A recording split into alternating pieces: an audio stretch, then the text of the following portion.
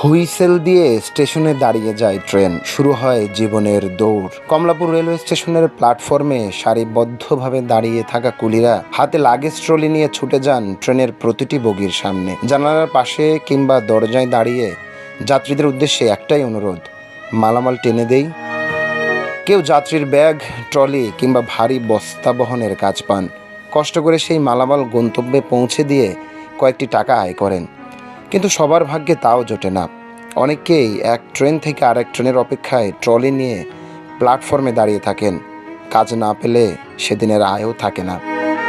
কমলাপুরের কুলিদের প্রতিটি দিন শুরু হয় অনিশ্চয়তা নিয়ে। কখন কোন যাত্রী তাদের ডাকবেন, কখন একটি ব্যাগ বা বস্তা টানার সুযোগ মিলবে, সেই অপেক্ষাতেই কেটে যায় ঘন্টার পর ঘন্টা। দিনের শেষে কয়েকটি কাজ জুটলে পরিবারে খাবার ওঠে, না জুটলে বাড়ে দুশ্চিন্তা।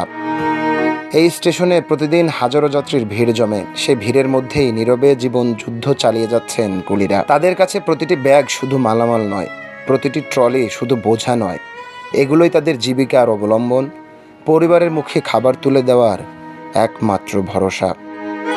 সাজিদুল সজীব, সোনালী নিউজ, ঢাকা।